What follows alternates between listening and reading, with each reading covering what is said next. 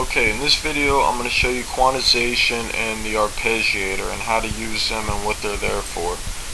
This is mainly just for people that have hard time programming hi-hat patterns or bass lines.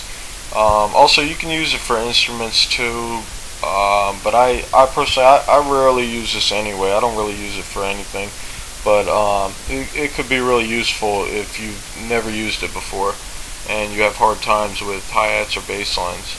Also, a lot of people ask me, I've been getting tons and tons of messages of people asking me where did I get the sounds that I used in the past videos.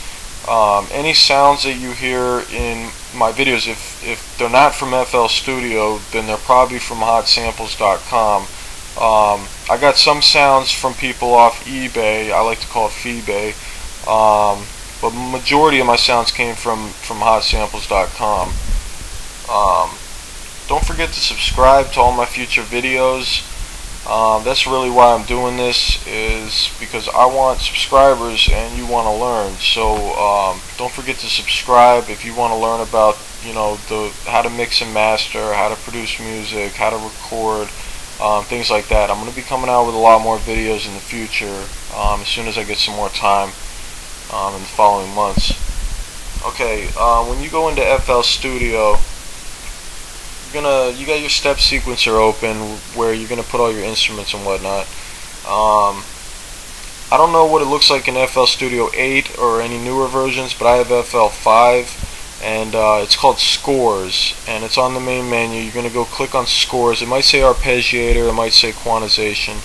I go into Scores, I click on Arpeggiator, I click on a pattern under that, and I drag and drop it onto an instrument, and that gives that instrument a basic pattern.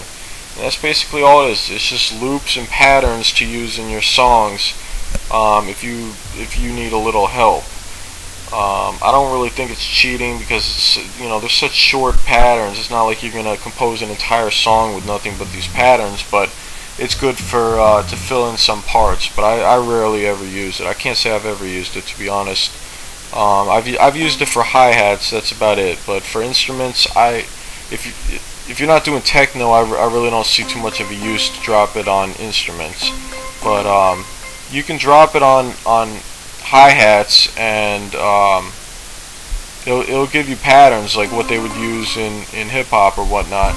So now I went down to quantization, and I'm clicking on things in quantization. It's basically the same thing. It's patterns, really.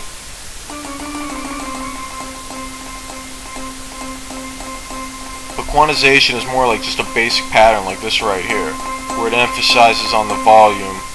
And I'm going to drop it on a hi-hat, and as you can see, dropping an MPC hi-hat on there gave me a hip-hop pattern for my hi-hat. Now it gave me a rock pattern. So you got all your little patterns down there, and it's good for bass line, it's good for hi-hat. Not much else to say about this. Pretty simple stuff.